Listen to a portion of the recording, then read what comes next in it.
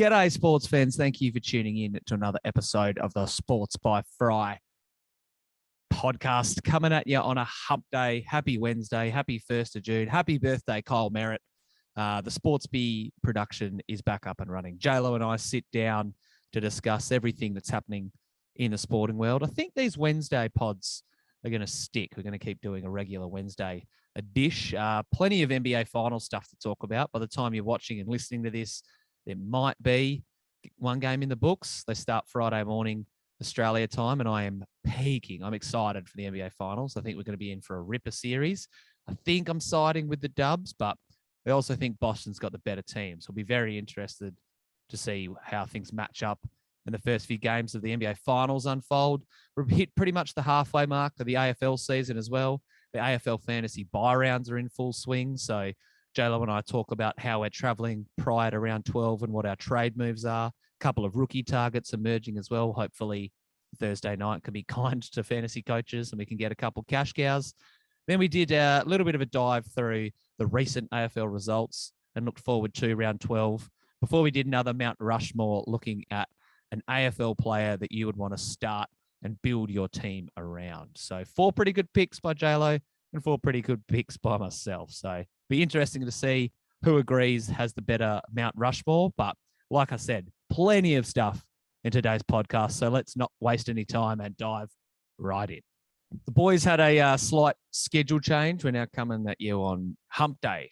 Not unaccustomed to doing a podcast on a Wednesday previously. How are you going on 1st of June, JLo? Yeah, it's a new beginning, mate. I just can't explain to you how fresh. You're waiting and for this renewed. day. Oh my goodness. Yeah, no, I'm fine. Just ticking along, mate. Middle of the week on the downhill slant now, towards the weekend, towards a long weekend over here in WA. And yeah, slant towards the bye rounds in fantasy. Ooh. Before we dive into big global sporting topics, let's give our GSFL update because we are also on a bye, coming off the biggest win in Sharks franchise history. That we are. It felt good. It felt good. I can be honest, you know. It felt good for about half the game, and then we got absolutely pissed on. Like, that was some of the heaviest rain I've played footy in. That was ridiculous. Yeah, it's funny. Every year I kind of think to myself at some point inevitably in the season, I'm like, yeah, this is like the wettest I've ever been. And every year I swear, like, it gets trumped. I'm like, I don't know what it is. Maybe it's living in Albany, but yeah, that was a real slosh fest at the end. Although full credit to Denmark, the oval drained well. So it was just my boots. Yeah. Well, I know that a lot of people will be tuned in purely for the GSFL updates, but at 4-2 and the Sharkies on a bye, I think it's time that we shed a bit of light on the other topics going on. I want to start basketball today because I tell you what, after the last few days and like reading previews and listening to podcasts, I am fucking amped for this NBA finals. I hope that we get a ripper series.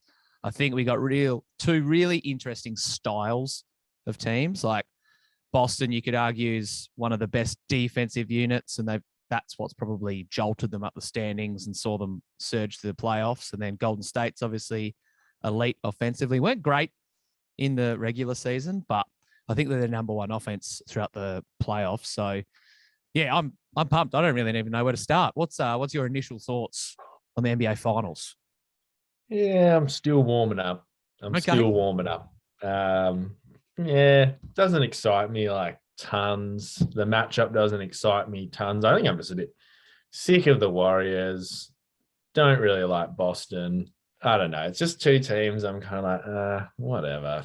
Fuck both of you guys. But you're right. Offense versus defense. And it really is that's sort of the big narrative in my mind. I kind of like the Wilt versus Bill Russell Celtics Warriors kind of thing as well. But yeah, there's some history there. Yeah, well, it's 50 years in the making, but yeah, there is some history there. It's nearly ancient history, but yeah, I'm yet to get excited. We're still, it's this break, I think. The break I don't know. It just takes too long. But anyway, I'll fire up. That's for sure.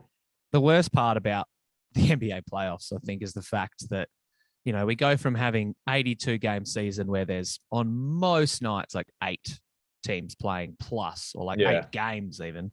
So then you go to the playoffs and you're like, oh yeah, there's like, there's no gaps, but there's like one game I can focus on. Then you're like, oh yeah, there's one a day. Oh yeah, there's one every 2 days. And now you're like, oh man, like it's going to be 2 weeks before we potentially play like 6, 7 games. So I can understand that as you get towards the end of the season, the interest might teeter out. But yeah, I'm up and about. I think it'll be really interesting to see what happens if the Dubs do add a 4th title. Like, where do they stand legacy wise? A lot of people have compared the like Durant, Draymond, Clay, Curry Warriors to like some of the best teams that have ever played. So you reckon a 4th chip does anything for the legacies of a lot of these players? I don't want to talk too much about individuals. I want to focus on like the actual matchup at hand. But I talked about the possibility of Curry winning his first finals MVP. Like, does that bump him up the Mt Rushmore or the top 10 list or anything like that in your eyes?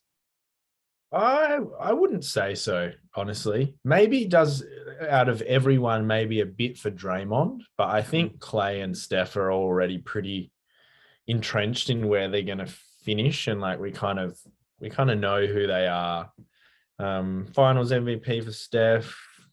I don't think it matters. We're still just like, yeah, he's a top 15 player, top 10. Like, I don't know. After a certain point, it feels like the amount of chips you have doesn't matter too much. I don't know. Although unless he's up there for the like number 1 guy, or a top 5 kind of, which I don't think he is. I don't know. I don't think it's going to change. I don't think he is. Either of those 3's legacy much. I don't know how you feel. I don't think it should either. Like, they've had such a sustained period of success that, whether they lose this finals or they win, obviously they'd much rather win and have 4 rings. Like, they made the finals, 8 times now 6 times in 8 years, in 8? ballpark. Yeah.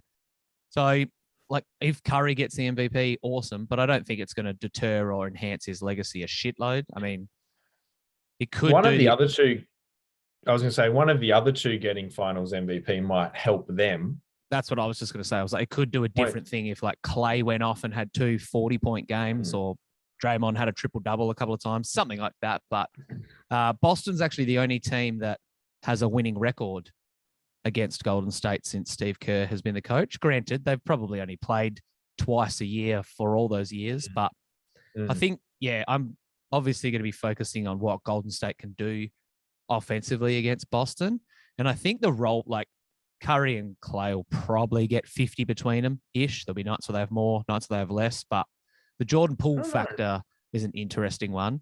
They're going up against let's start with the guards. Let's talk about the guards, because I was thinking we go through like positionally. I think Poole and his scoring punch for Golden State will be really important, because no disrespect to Marcus Smart, some people might not agree with it, but he was a defensive player of the year. So that'll be huge for how he slows them down. I wouldn't shock me if he kept one of those 2 like big dogs like Steph or Clay in check. But Poole's offense off the bench, if he can give you a quick 18, 20 points in 15 minutes or something of the sorts, or even better in a longer role, then I think that'll be huge for Golden State. Yeah, but so you're saying Poole will, like, if playing next to Curry and Clay, like it's one of those things people are like, oh, but if you get 20 points off the bench, but you got to remember, it's like you're still playing 5-on-5 basketball. It's not like, you know what I mean? Like, so Marcus Smart will still be out there, or like another sturdy defender. Yeah, I guess what I'm saying is I do wonder how much they'll use him, because his minutes have varied shitloads in the last series. Against you boys, he was playing quite a bit. But yeah, he has been banged up. So I do wonder if they're going to, do they want to go small ball and really challenge Boston and have Clay, Curry, and Poole on the floor for extended chunks of time? I don't think it's the smartest move, but if they go down that route, could be interesting. Like, they might be able to just have 2 of those blokes going off and Marcus chasing the other one. Derek White's a solid defender as well, I guess. But yeah, I'm intrigued to see what role Poole plays, I guess. That could go a long way to determining how the series pans out. Yeah, definitely. I will say though, Steph Curry has never, I don't remember a good finals he's played. Can you think of one? I actually dug into the numbers when I wrote about the fact that he's never won finals MVP. He shoots 42% from the field in 28 final games, averages about a couple of percentage points under 50 for his career. He's only got one 40-point game. He's had one 11-point game, a couple of others around the 15 mark and in the teens. He averages virtually 25, 5 and 5, but you're right. It's In never the felt like, finals. yeah, pretty much. But you're right. It never I would feels have like lost money. it never feels like he's going off or he's been the focal point or he's really, thrived or lived up to the expectations that we put on a bloke like Steph Curry. So yeah, Yeah. that matchup's going to be enormous. I wouldn't be surprised if Marcus Smart went to Clay Mm. because look, doesn't matter who you put on Curry. Like he's either going to play well or not, and like he's either going to. That's a stupid statement. He's either going I know what you mean. he's either going to be Steph or not, and whether he steps up in finals or he continues to struggle, even though 25, 5 and 5 doesn't seem like struggling. I would almost be like, look, we'll let him do it, but we can slow Clay down or we can slow whoever else down. This is realistically on one side, like for the Warriors, this is a guard finals, and on the other side, it's a big man finals for Boston, like the front court plus Al Horford. Like Al Horford's gonna, I predict, and I know we'll jump ahead, but he'll have a huge finals, like because of he's gonna have Looney and Kuminga guarding him. Like, yeah, small ball Draymond. Yeah, who's a great defender, but he's gonna have to guard Jason Tatum or Brown. So. And I guess we could even swing to the other side. We've talked a lot about Marcus Smart, but Jaylen Brown's the other guard, probably. Is he the starting two guard? I think so, yeah. So, how's Steph or Clay or whoever going to guard him? Like, he could be the real X factor in that backcourt. And we've probably said it in previous series, like, Jaylen Brown really does have to go along with Jason Tatum. And I think he's got every opportunity to win a finals MVP with the blokes he's going to have guarding him. So, yeah, I guess now I think about it actually will be 1-0 lost for both sides with the guards.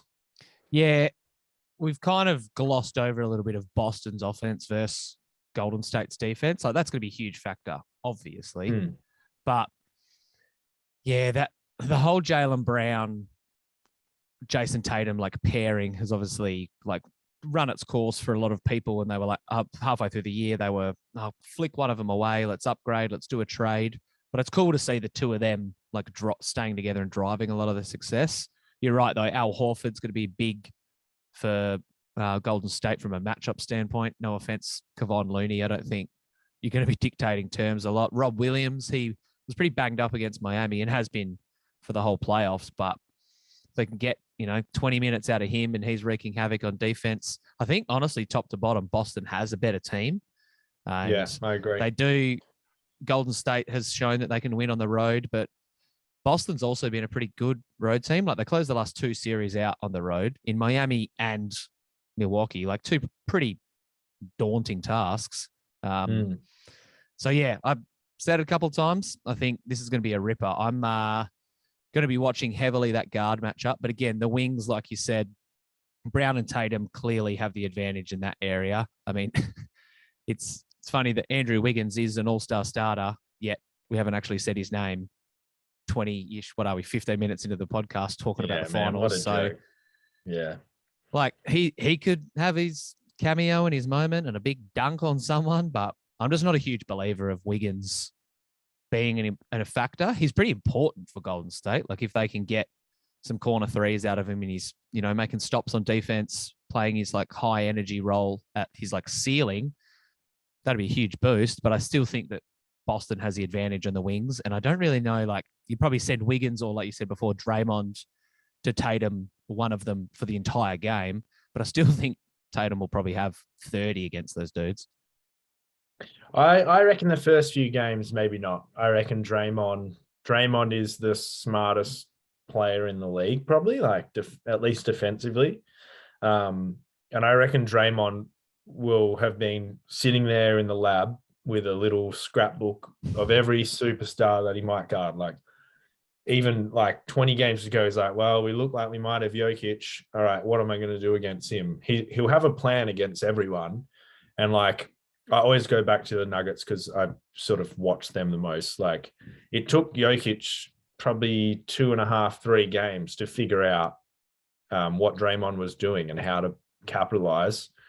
And I wonder whether Jason Tatum has the same capability to do that. Or I've often felt like in the past, Jason Tatum just kind of keeps going to his game, and sort of like sometimes it can break through, but sometimes it's just like he's banging your head against the wall, trying to do the same thing over and over again because it's worked for him. So whether or not Jason Tatum has the ability to adjust to one of the best defensive players of all time in Draymond Green, certainly one of the smartest, I think that will really dictate it. So I forgot what the original point was, but that's my point on Tatum and Draymond. I say average 30. I mean, I think he averaged 25 against Miami, which when you get to this point, the end of the season, averaging 25 still pretty impressive, but 30 might be a bit of Curry. Yeah, 30 might be a bit of a stretch, but yeah, I don't know. I think go on. I think he might average 30 over the series, but I reckon the first few games he might actually struggle. He might end up in the higher teens and just sort of be a bit off. Yeah, okay. And you don't want to fall in a hole against Golden State as a one player or as a team. Like, you've got to come out strong. So I worry for Jason Tatum's soul against Draymond Green, to be honest. Speaking of coming out strong, obviously we're about 24 hours from game 1 in Golden State, so they technically have home court advantage. But as I said, I don't think that'll be a massive factor this series. Which way you're leaning in game 1 initially? Do you think that Golden State's going to, like, they've had longer to prep?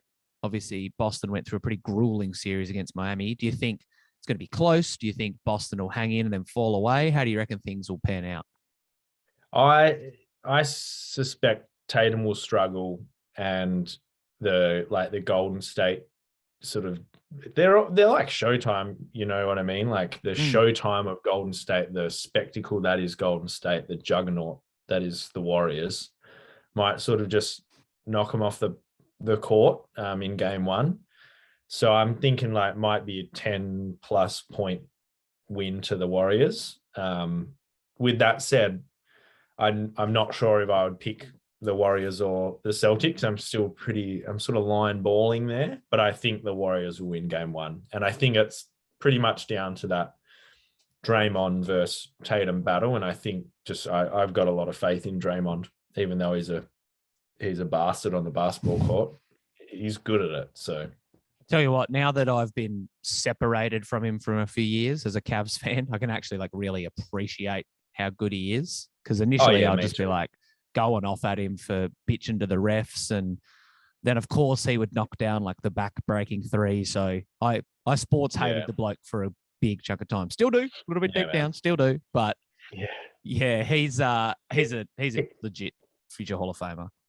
He gets away with fucking murder. Oh, yeah, absolutely. He gets away with like 3 to 4 times more than anyone else in the league. Like and I think that's why, like it's so upsetting to watch, especially when he's doing it against your team. You're like, if Jokic did this, or if Tatum did this, or if Darius Garland did what he's doing right now, he would have got ejected like in 2 seconds. Like, this is like, how is this double standard exist? But like, I totally agree. I really respect him and enjoy watching his craft. Like, he's so smart, but he is a prick when he's up against your side. So I'm glad I guess I'm glad I'm not a Celtics fan, but then I'd be in the finals. So yeah, I think I agree with you. I think Golden State will win probably by double digits in game 1, and it wouldn't surprise me if there was it might only be 5 to 7 minutes, but there's a stretch where, like you said, that whole Showtime spectacle of the Warriors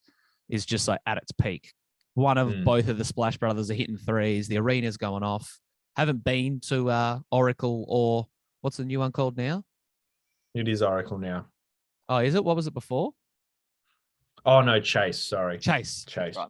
Yeah. Yeah. So I haven't been to Oracle or Chase Center, but it seems like from all reports that there's less energy than there was previous in that old building. But Apparently way less.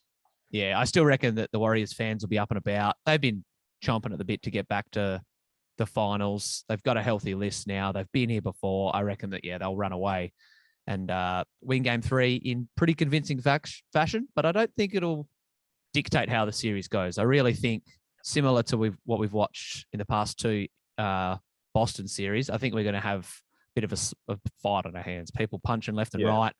One team wins, one team wins, one team. Well, it might go chalk, like it might go the home team wins through 4. And I think I've been tossing and turning as to what my prediction's going to be, but I think I'm going to side with Warriors in 7. Again, maybe it's a sports fan in me trying to talk it into existence. And I did say earlier in this podcast that Boston have the better team, but I think that championship medal and a healthy Draymond and a healthier roster overall and a cruisier run to the finals will all bode well for the Warriors. Like, Boston's been in some pretty big, heavy, grueling physical series against Milwaukee and against Miami. So I do wonder how much that'll take its toll. Again, it's going to be fucking close, but that's my pick. I'm going Dubs in 7. Yeah, you know what? I don't know if I even have a pick, to be honest. Hey, you don't have to give one, mate. You're as much entitled to your opinion of I just want to see great basketball as you want. Yeah, I'm just a fan of the sport. No, I think my heart is telling, like my basketball heart is telling me it's the one that matters. Just immediately, it's the Warriors. Yeah, I think the Warriors will win in 6. Whatever. What does anyone fucking know? It's good to give prediction. Do you reckon we got any of these fucking picks throughout the playoffs right? Like, I bet we didn't know one. Tell you what, after this finals, I'll go back and check, and we'll do a postseason recap. A postseason maybe recap. Some of the first round sweeps. And even then, we probably didn't pick them, you know. I think I was predicting some janky shit. I think I said that Golden State were going to sweep Memphis. Like, yeah. Anyway. Yeah, no way. I digress. All right. One thing I am certain of is that in your AFL Fantasy side, you're only going to have a best of 18 this week and for the foreseeable future. We'll obviously have basketball to unpack in future Sportsby pods, and we'll keep checking in on the NBA finals. But the next 3 weeks for fantasy coaches, and let's be honest, that's why most of the people listen to this podcast, it's extremely important. So how is Quisplorkin shaping up prior to the round 12 bye? I'm all right. I think I'm yet to make any trades. No, I know that. I don't think that. I know it. And is a fact. I've got, I'm pretty sure I've got 17 on field. I'm just doing a bit of a quick check. Yeah, I'm pretty sure. So yeah, I feel all right. I know I've got a lot of dogs going out next week, but I've got a lot of Giants out at the moment. So yeah, you know, I'm just feeling really happy that my pick of Tim Kelly a few weeks ago sort of came good. That whole game was so good for me. Like, the top 5 guys, I was like, that's me. Like, 130 for everybody. So yeah, going in the buys, I don't know, whatever. I've got 3 trades. I think the 3 trades, just like, unless you're really lopsided, is enough. It is a big boost, right? Yeah. Plus the 18. I did have a laugh as I was like looking through my phone and checking those scores. I want to say halfway through the 3rd, maybe. And I was like, oh, yeah, J-Lo traded Tim English in this week. Oh, yeah, Tim Keeley, I think, like the week before. So I was like, oh, yeah, kudos to you. Quick round 11 recap. Where'd you end up scoring? Where you at? Good question. You know why I scored, don't you? 2180. No, why? Pretty good, because I want to talk about my score. Yeah, I saw you had a really good one. And I don't really know how it came to fruition. I scored 2308. Yeah. Moved up about 1,000 spots. So I'm sitting Have like you ever got a higher 1400th. score than that? Probably in like the back end of the season, I'll have like a 2,400 or something. But yeah, rolled the dice and traded in Alex Witherden. So I also, and Captain Dunkley. So that Bulldogs West Coast game was also fantasy friendly. If Hugh Dixon plays this week, which is a stretch and probably not going to happen, before trades, I think I've got 20 playing, but I am quite heavy in the round 13 because I grabbed Luke Parker. I grabbed Witho last week. So I think I've got like some bigger names that are going to be out in round 13. So I'm tossing up doing a couple of different moves. And there's been a few people who've hit me up with questions in a similar vein throughout the portion of the week we've gone through already. Where do you reckon you stand on trading in a player on their bye round? Because I'm looking at grabbing Machito Owens, who kicked 2 snags for the Saints on the weekend, laid 10 tackles, scored 95. He's about 266K off the top of my head. Actually, that's not off the top of my head. I know that for a fact. He's, I think, the second most traded in player at the moment. Pure mid, but where do you stand on trading in blokes that are having the week off? I reckon it's purely based on how your squad's looking. Like you with 20 players or whatever, that's fine. Go for it. But if you've got like me and you need to pick someone up, I would be hesitant. But yeah, why not? Like get ahead of the curve. If you got nothing else to do as well, if it's the only thing that kind of makes sense, might allow you to go up to a big name who is playing or around 14 or whatever it is, fucking have at it. That's what I reckon, mate. Well, then obviously you can understand why people would pull the trigger and do that move on a rookie, but where do you stand on doing it with a premium? Because I agree. It's probably a similar thing. It's probably like, yeah, whatever. Everyone's team's in an individual situation. Like do whatever's best for you. But I'm looking pretty hard at our mate Jing Jong Kelly.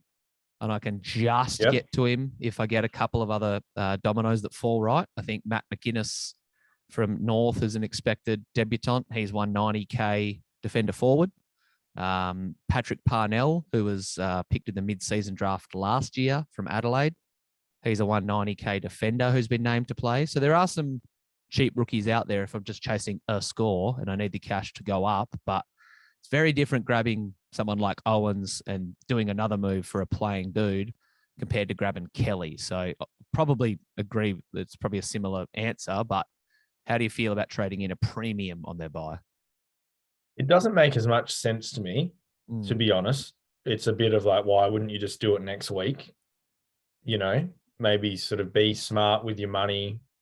If you don't need the score, just wait. Why don't you just wait? Why don't you get an extra rookie or something? You know what? I've never thought about it, to be honest. It makes less sense to me, though, I must admit. I tend to agree. I mean, I just really want Josh Kelly sitting in the large fries and Coke. But at the moment, I've done a couple of rookie shuffles, chased some of the names I've already mentioned, and turned Nick Dacos into Tom Mitchell. So after waiting another week, after we spoke about him last week, I was like, let me just have another gander. I think he went all right, didn't he? Had 112. His average against Collingwood's the best of his career. Like that's his team he prefers to score against. So I don't know, how much of a grain of salt that's worth, but I think he's going to push to be a top 8 mid for the rest of the year. And it saves me $100,000 compared to going someone like Kelly or, nearly 150 compared to grabbing a Callum Mills or something of the sort. So I reckon that's the route I'm going down. But yeah, it'll be very interesting to see how buy round number 1 unfolds. Bloody oath. Yeah, I've got no idea yet. I'm waiting till teams. Yeah, probably a smart decision. Let's be honest. Like we've got time up our sleeve. See what happens Thursday. I'm pretty sure next round. Yeah, I'm pretty sure next round we get Thursday night footy back from memory. Wow. So that could be interesting throughout the buy rounds. Yeah, become a big fan of Thursday night footy. I do enjoy stretching you're right. as much as possible. 13 and 14, we get it. Yep. For what it's worth as well, buy players are locked at the start of the last game of the round. So if you're making some VC moves, it should be easier this week. Where do you reckon you'll roll your V and C? I have done that. Let's look. Haven't made a single trade or bench move, but I've done me skippers. I've got burned so many times by like not doing it or mucking around with trades and then rolling back, and then they're on the last week's ones. And I just, especially because I VC'd Dunkley in, so it probably would have been on some random. And then I'm like, as soon as I log in, mate, as soon as I log in after lockouts lifted, I do it because I'm just like, I don't want to deal with that. I'm going Took against North with the V. I think he's a Saturday game from memory. Yep, early Saturday. And then I think I'll go Lockie against you boys. I feel like he probably always plays well against the Dockers, sort of that rivalry old club. But also I just don't have a lot of faith in the Dogs boys against Geelong. Where is that actually? I'm just going to have a look. It's not telling me. It's on Friday night, so it won't be at GMHBA, but still worries me. I think I will go. I think I'll have a gander. I think I'll go down the it's at Marvel. You're right. Yeah. Down the Josh Dunkley V route after his score last week. He's in good form.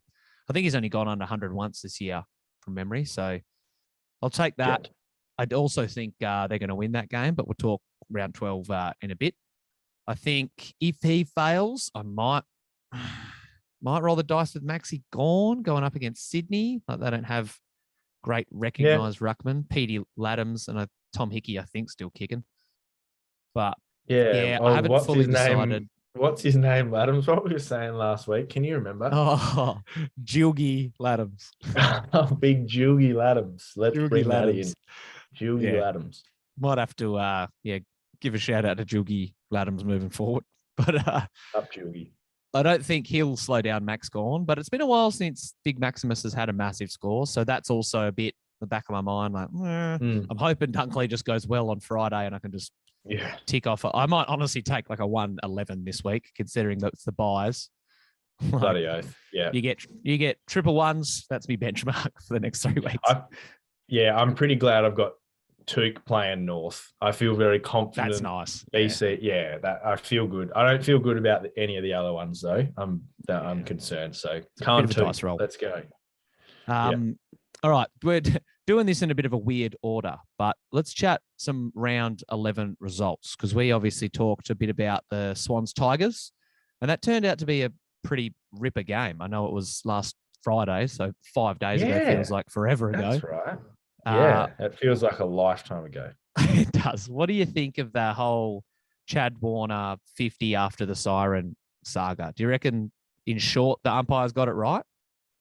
I think so. I don't think you could call that. It was because he kicked it into the crowd. Yeah. That made, like, if he just bombed it, it wouldn't have mattered. But because he went into the crowd, look, I think it's one of those ones. If they called it 50, we'd be talking about it. If they didn't call it 50, we're talking about it now. So I think it was probably the right decision. Although, if I was a Richmond fan, I'd be fucking livid. So, it's a real rabbit hole. There's no right answer. Depends where you sit, right? Yeah, I think they did get it right.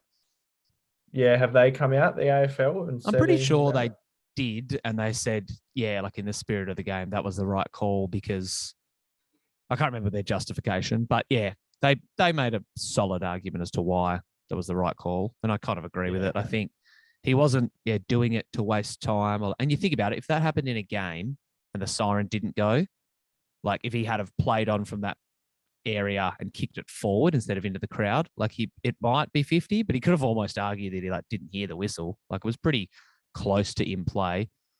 So I reckon it's the out of bounds thing. You're like, that's time wasting. Like that's stupid. Like anyway, I don't know. I'd be spewing if I was a Richmond fan, and I'd be steadfast if I was a Sydney fan. As it stands, don't like either of those teams, so fuck them both. Yeah. Yeah, take that, copping bullets, the Swans and Tigers. Might not be a fan of the Swans and Tigers. I don't want to rehash the point that I thought that Sydney was going to win this game and that I was in on the Swans bandwagon. But hey, I got a useless sports by fry stat for you. Because obviously if Dion Prestia had been paid that 50, he would have been having a shot after the siren to draw the game. How many shots after the siren, successful ones, do you reckon there have been that have drawn an AFL game? Oh, mate. I feel like for some reason I can remember one, but You'll be able I'd to. be hesitant to say, should I? Yeah, I'll go through that as the second part of the trivia, but yeah, have a stab. How many do you reckon there've been in the history of the AFL? First one was 1935, for what it's worth. I reckon there can't be fucking many. Like there must be one or two in my lifetime max. So let's say I'm 30, nearly 30. Let's go with 9. Oh, yeah, seven. You're right. Not a shitload of them. In 54 goals after the siren to win. Most recent one was Jordan Dawson's, obviously this year. But the last draw after the siren, shot from after the siren, came in 2017. It was Adelaide versus Collingwood. Can you remember who kicked the snag? Adelaide versus Collingwood. He took a big mark. I think he'd kicked about 4 or 5 that day. It was our mate, Mitchy McGovs. Oh, that's right. Yeah, I do remember that. Yeah, good old Mitch. Well, yeah. You know what? I never would have got that.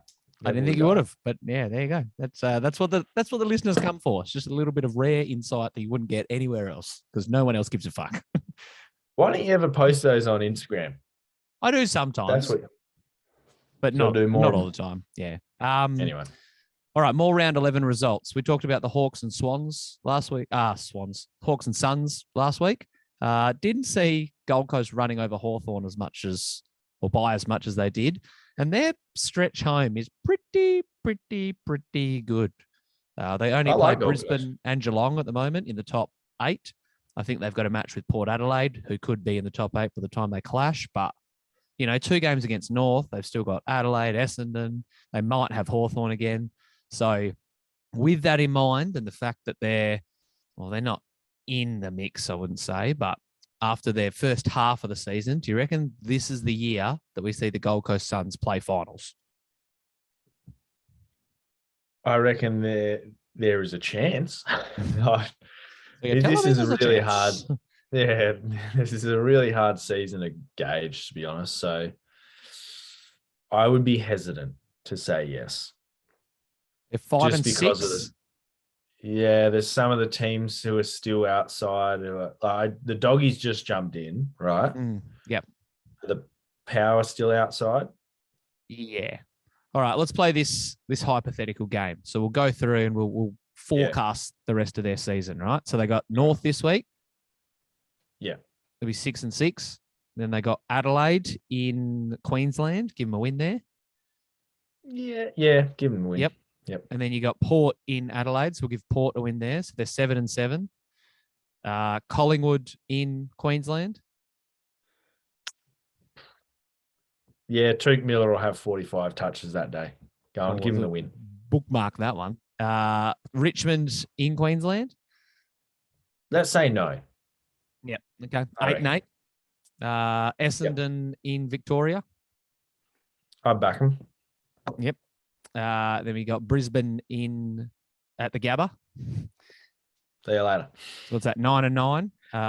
They play well against Brisbane though. They do, yeah. But I agree with you. West Coast at home. Fuck off, West Coast. Hawthorn in Tasmania. They'll roll. Oh, the Hawks play weirdly well down there. They do. But bugger them. All right. Give it the Suns. Then you go Geelong at Metricon.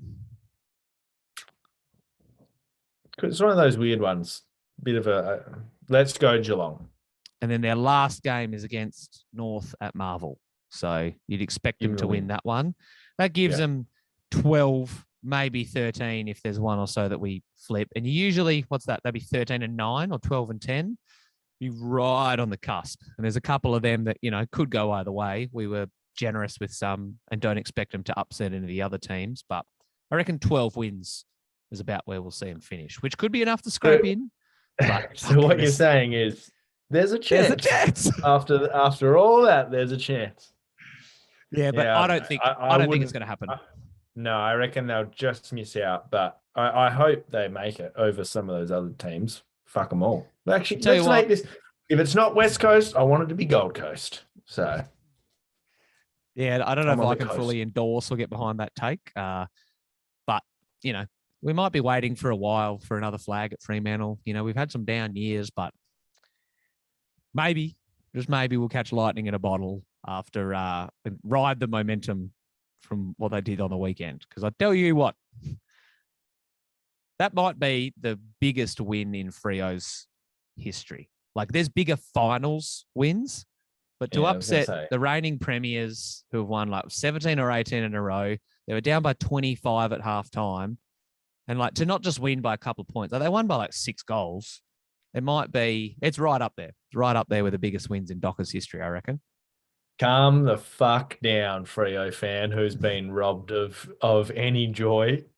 Hey, I haven't That was dropped a it was a I haven't dropped Flagmantle yet. I'm not selling the farm. I haven't looked up grand final. I have had a little look at grand final tickets, but I haven't course, haven't adjusted my finances. We'll probably lose to Brisbane this week anyway. But yeah. huge. I huge.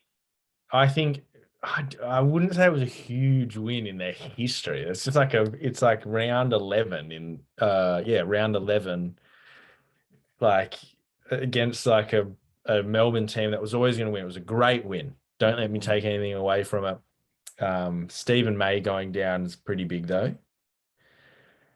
Let's not overlook that. But it was a great win. I Even after the last 2 weeks, because you guys lost to the previous two, is that right? Yeah, Gold Coast and Collingwood. Was unwavering in my Dockers support. I don't think I voiced it anyway, but I just was never worried. I think you guys are a top 4 side. But it's not the biggest win in Freo's history. You've made it to a grand final, mate. Stephen Hill kicked that goal against Geelong. That's easily, without even thinking, the biggest win in Freo history. But it was a great win. Yeah. You should be excited. I would just pump the fucking brakes though, because Melbourne's like, they're just like, we've won fucking 18 in a row. Like, what? This is due, nothing. right? Yeah, they were due, and like every team needs it. I loved what Long Muir said after the game. It's just one game. Like, don't get carried away. Like, enjoy it, but don't get carried away and say it's the biggest win in club history. Just move on to the next one. Let's see how you go against Brisbane. If you guys whoop Brisbane, then let's start talking maybe. But yeah, it was a great win. That greatest win in club history. Stretch, I'll give you that. Before we started recording, I was reading this article on the greatest like regular season wins in Freo history, and I was like, oh yeah, this one's fucking pips all of them. But you're right, it's like the middle of the year. The middle of the year. I think it'll be very, very interesting to see how they go against Brisbane on the weekend, who might be, well, they're not because Melbourne is, but Brisbane might be the form team of the competition. Like, they're probably the best offensive team. Melbourne seem to have had more changes with their list, if you know what I mean. Like, there's been more ins and outs and more blokes coming in and out, where it seems like Brisbane are pretty fucking steadfast. They've been getting the job done. It's been by like 5 to 10 goals each week, no fuss. So it's in WA, 2 versus 3 on the ladder. I think I'll go watch it. Oh, yeah, right. I was talking to Kiz about the potential of doing that, but obviously not coming up, so I won't be able to tick that box. Who are you going to be? I'll send you a snap. Who are you going to be tipping? Good question. I might go with Freo at home, I reckon. Coming off a big win. But there is that risk, just like you've displayed from a fan's perspective, that all these young Freo kids will be riding high and then run into like the Lockie Neal buzzsaw and just get decimated. So I'll back you boys in, but it really is one of those ones that could go either way. Yeah, it is a matchup between the best offense and the best defense. So from a hardcore footy fan, I'm actually very intrigued to see which strength comes out.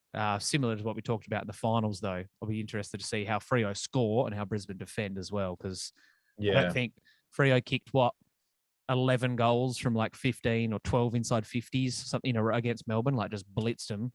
That was perfect footy. I can't see him coming up with too many passages like that against the Lions. So I think I'll tip Brisbane as well, but I am a glass half empty Fremantle Dockers fan. So Sort of, except on claiming it's the biggest win yeah, in history. that was sarcasm. Yeah, sure.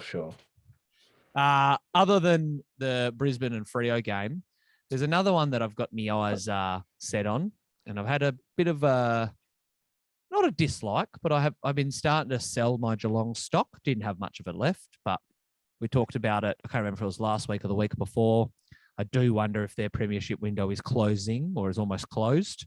They've got some pretty aging superstars, and they're going up against the Dogs on Friday night footy. Bulldogs just re-cracked the 8. They were on 3 wins in a row. Took care of business over the weekend against West Coast in pretty dominant fashion. Who's your Friday night footy tip? The Cats or the Dogs? Are there any ins or outs or anything? Baz Smith will come back in. I never watched Geelong because they're so boring. So I don't even know who's playing for them. Don't have any of their fantasy blokes. Like, did they win Actually, last neither week? do I, now that I think about it. I don't have any Geelong Cats. Except De Koning. They flogged Adelaide. To be expected. Yeah, I guess I'll go the Doggies. I just think their midfield might get over them, but I do like the way Geelong can just grind out a game. Their defense seems to control the game really nicely, so it is one of those things. Tommy Stewart might just have another 170 fantasy points and mark everything. How about and that, eh? really dictate the game. So it's going to be a cracking matchup against two quite. Almost like we were saying with Freo and Brisbane, two quite opposing kind of styles. But Yep. I'll probably go the Doggies, I think.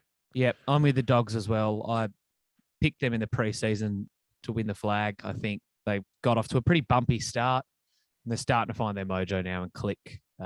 Hopefully, this is a game where we start to see Aaron Norton fire as one of the big dogs, who I also had a cheeky little wager on for the Gulman. All right. Yeah, he's not that far off.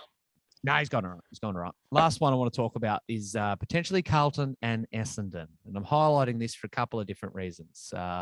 Blues are 5th on the ladder at the moment. Their most recent game was their first loss in a while, but they're still sitting pretty just in touch with the top 4. They're 5th at the moment purely on percentage at 8-3. I do wonder, though, with the injuries that are starting to mount up for the Blues, it might not be this game against Essendon, because I think personally they're pretty average, but I do wonder if there's a danger game coming. If Carlton's just going to go on a bit of a slide, they've lost Wiedering, they lost Mackay, their midfield is still stacked and elite, so this might be, must be for nothing. But should alarm bells be ringing for Carlton? No one expected them to be in this position. We thought they'd challenge for a spot in the 8, which they obviously still will. But do you think there could be a little bit of slippage coming? I don't think so. But they're on the bye, right? Yeah. Yeah, okay. Just checking. Yeah, no, their next game's against Essendon. Sorry. Yeah. So next week, yeah. But we can still talk about it. I think they're fine. There's going to be some cavalry arriving shortly. I sort of didn't think they should have lost that game. I thought the whole time they were going to come over the top of Collingwood, and Collingwood, to my mind, held on and sort of, if that game went one more minute, I think Carlton would have won. Yeah, okay. And then we might not be having this conversation. I think they need a ruckman back. They need to stop rucking Cripps. I think that's really hurting them. Yeah, true. But Hewitt missed those few games. He's back now, looking as good as ever. Walsh is firing. Kennedy's out, but he'll come back. Govsey comes back. Who else are they bloody missing? Mackay's out for a while, isn't he? Yeah. I want to say he's in the similar injury ballpark as Wiedering, so he might be another month-ish away. Wiedering's a bit longer, actually, but... Yeah, I wouldn't be worrying, to be honest. Okay. What are you... Charlie starting to fire up? I don't know. Maybe it's just me being a pessimist once again, but I'm looking at their next coupler. They've obviously got the Dons off the bye. Then they got Richmond, Freo, St Kilda. If they go, 1-4 in those games, 1-3, it might just see them come back down to earth. I do maybe their flag legitimacy takes a bit of a hit, and they're the team that is battling for with Gold Coast for one of those last couple of spots in the 8. Again, might mean nothing, and they might go 3-1 or 2-2, get some of those big boys back and be fine. But yeah, I've just been digging into a couple of bits and pieces, and I was looking at the Blues, and I haven't been fully in all year. I've got to about 92%, but I still can't fully get behind them as a legitimate flag threat. I don't think they're a flag threat, but I think they'll hold on. Or let me say, I don't think they'll finish the top 4. I don't think they will either.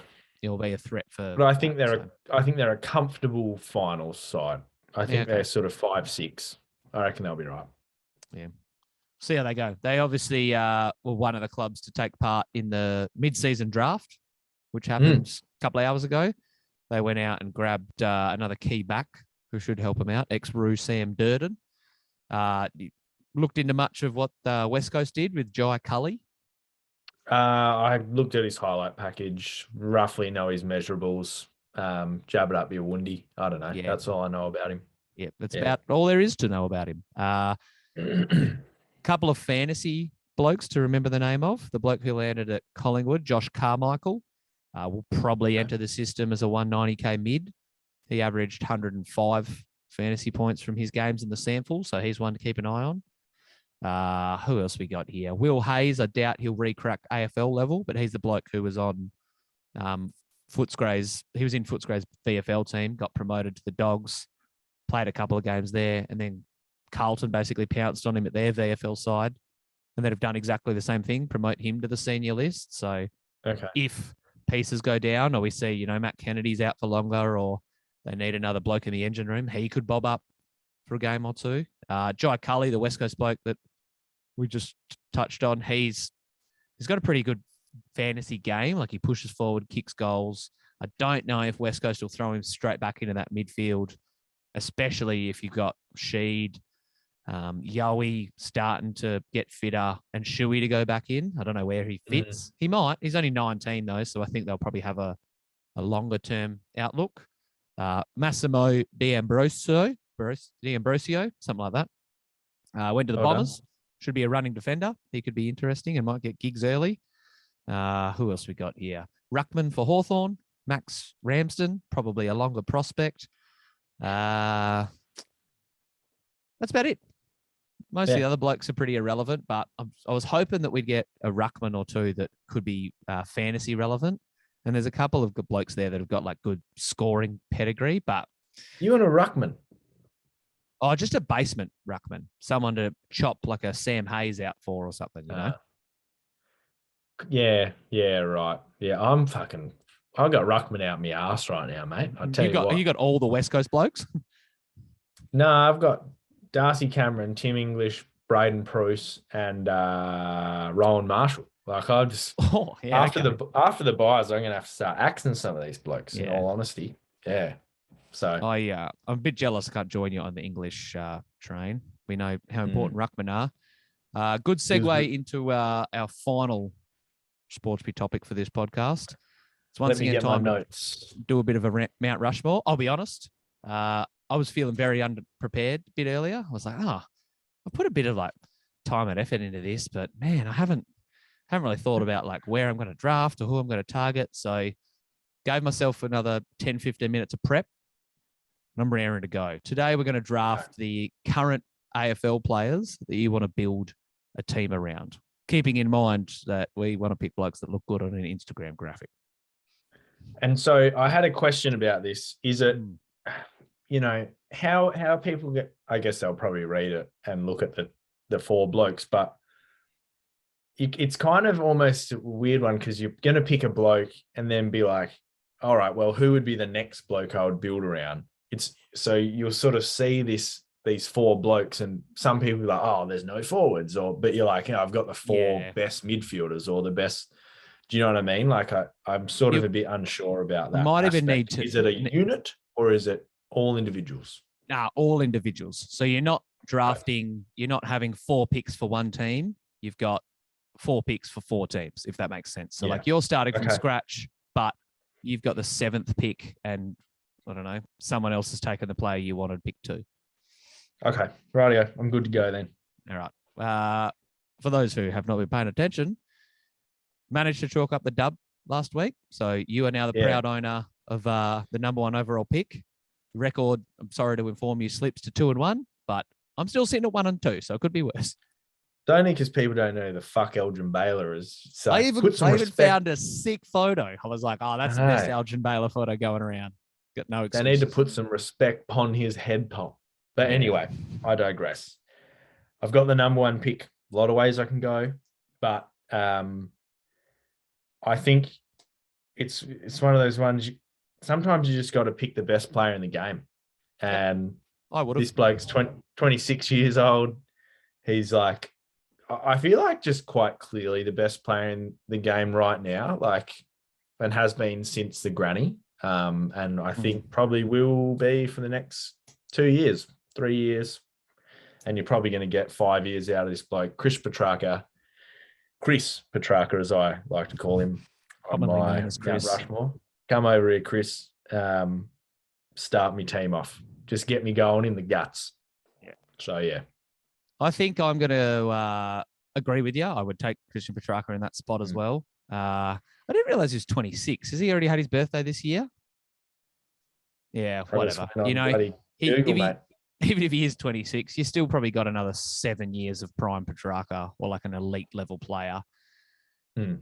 Next one's interesting because, like you said, it's not a team, so I could go to a couple of different routes. And as I was building my list of blokes to draft, I was thinking long term, but I was also thinking like which positions you need to fill. And there's a couple that you could make the case for around the ground, but I'm going to focus in the midfield as well. And I'm going to take Baz Smith because we saw what he did in the finals last year, that like 3-goal game, 4-goal game he had against Brisbane. Like he could be Christian Petracca in 5 years. Actually, he probably will be. I don't think that's saying anything outlandish. And he's only fucking 20, 21. So I've got him for yonks. I think if you're going to build around a bloke, he's a pretty good bloke to build around. Yeah, I think he'll be better than Petracca. I reckon Baz, I had him 8th, incidentally. Yeah, wow. But that's not because I don't rate him. I just don't know. I sort of thought there were some other blokes who you could probably put ahead of him just because they're a little bit more established. I don't even know what I'm saying. I don't know. He is so good, and I really rate him. I think he might go down as like GOAT status kind of thing. But I reckon my number 2 pick also might go down as GOAT status kind of thing. I think we've talked about it a bit, maybe a few years ago even. Might have been his rookie season when we were chatting about it. And we were just saying, mate, this bloke has a lot of... He's got a lot of like Judd about him. And he doesn't have that like explosiveness that Judd had. It's like if you took Judd and Cousins and just smushed them together. Yeah. Not quite as quick as Judd. Doesn't probably have quite the... Well, maybe he does have the gut running of Cousins. But you've got Judd and you've got Cousins and you've just gone bang. And you've got Sam Walsh. Even got the right jersey for Juddy on. So I'm picking Sammy Walsh, 21 years of age. Same age as Baz Smith. Those two are going to duel it out for the next decade for supremacy. And it's, you know what, 2 teams that might duel it out for a bit of supremacy over the next 5-10 years. So yeah, you're not wrong. They've got 2 pretty promising budding midfields, and that's obviously where it starts. And they've got some, talent at each end of the field. Speaking of each end of the field, I had Walshy right up there on my list as well, but I had this bloke 1 spot higher because I tossed and turned over where I was going to pick Baz and Walshy and how I'd rank them. And then I thought about what players you want to build around. And like I said, I think if you've got midfield, that's where it starts. But if you've got a bloke like Max King, who in is he in his 4th year? That sounds about right. In 4 years. Already done an ACL. In 4 years, he's shown a lot of flashes. This season as well, he's had, I wouldn't say games, but he's almost had quarters where he's like ripped it apart. I think he is probably the best of all the forwards.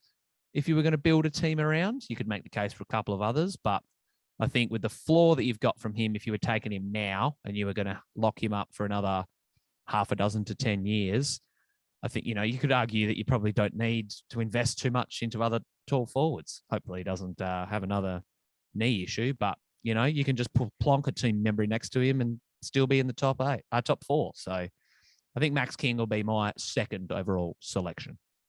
Yeah, he was sitting. I had the 4th rank on him, and I could take my 3rd ranked. Ooh. I can get my 1, 2, and 3 if I want, but I'm starting to question myself now, Alex. I actually think dicey. it's quite hard from here on out. Yeah. Oh, and so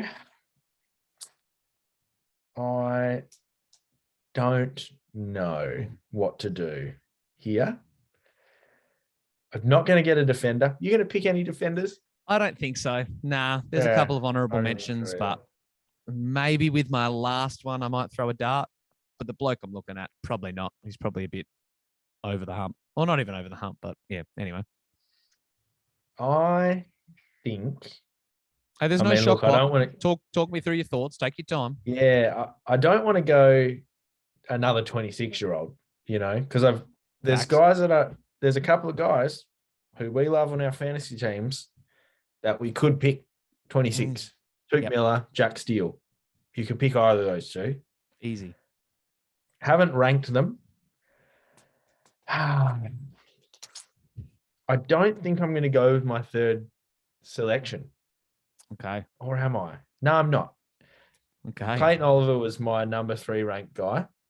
And it was kind of like I sort of thought you would pick Walsh, and I might sort of, I don't know what I was thinking. I forgot I had the number 1 pick, I must admit.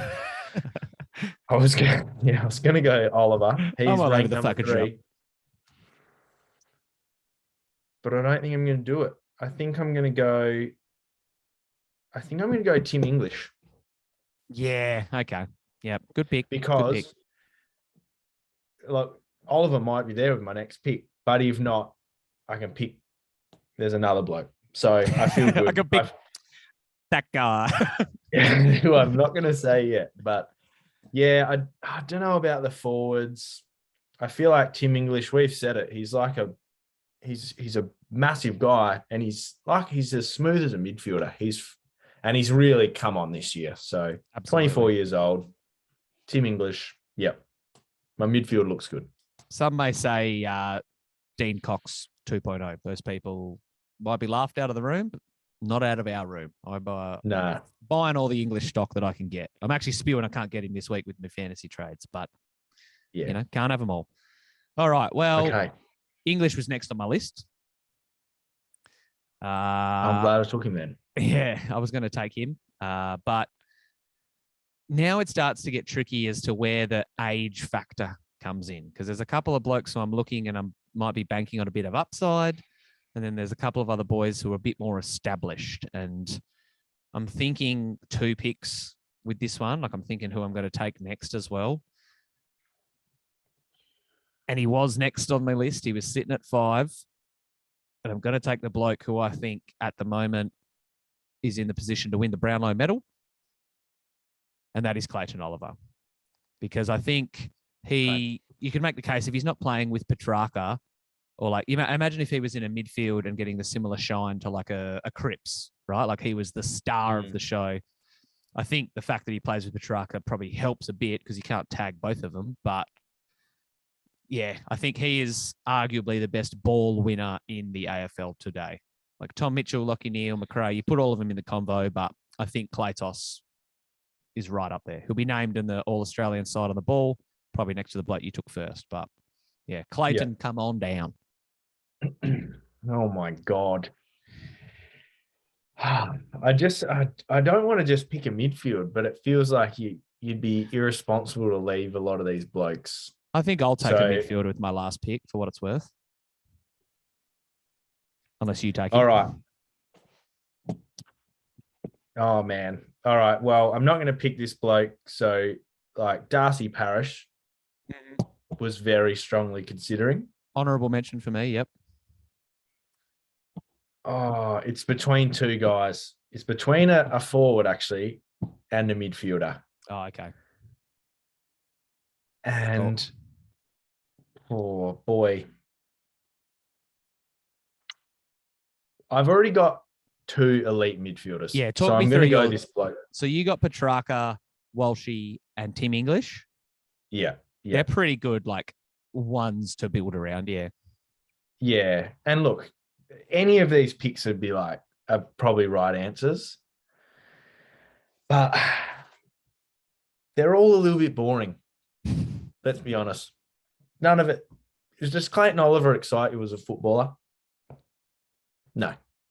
Not really, but Well, if you got him in your fantasy side, you bank the 115 points and the 30 touches. But I get where you're coming from.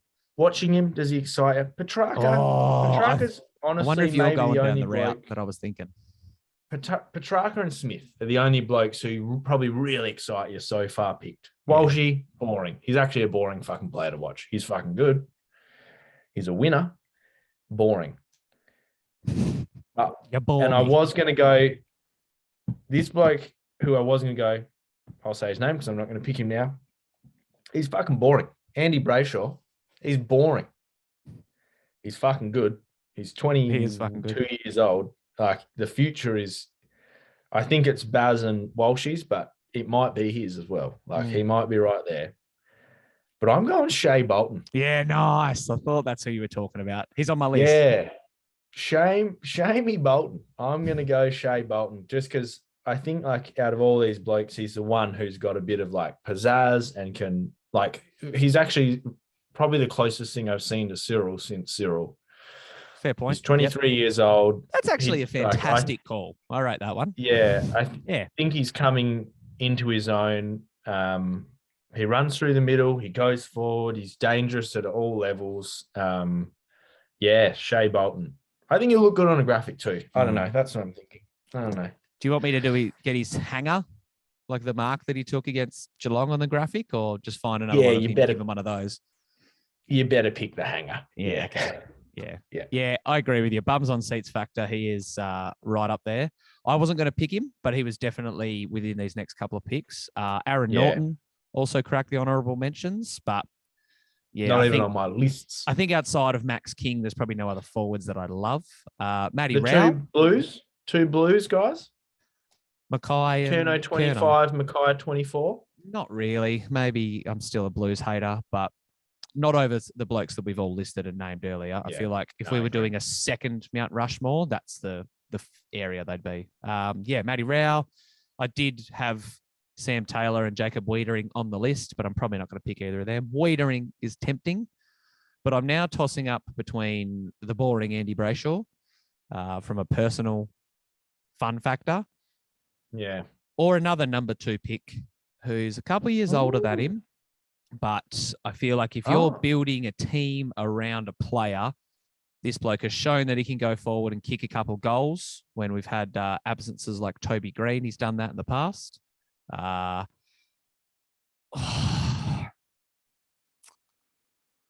you know what? I was leaning towards Timmy Taranto, but I can't not pick Andy Brayshaw. Yeah, Taranto's not even on my list, to be honest. Yeah, I think that he's a star of the comp, obviously. You know that. You held him this far through his injury as well. Yeah. So, gun, mid-forward, does his best work in the engine room, is a shredded unit and can pretty much get, 30 touches and 8 tackles without a worry. But, I think I'm going for the Andy Brayshaw, and a bit of the skipper potential is there for me. Andy Brayshaw's a great role model to have on your team to build a list around.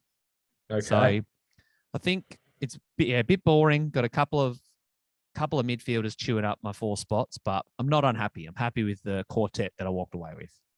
The defender who I would have put the highest? You said Wiedering and Tommy Barris.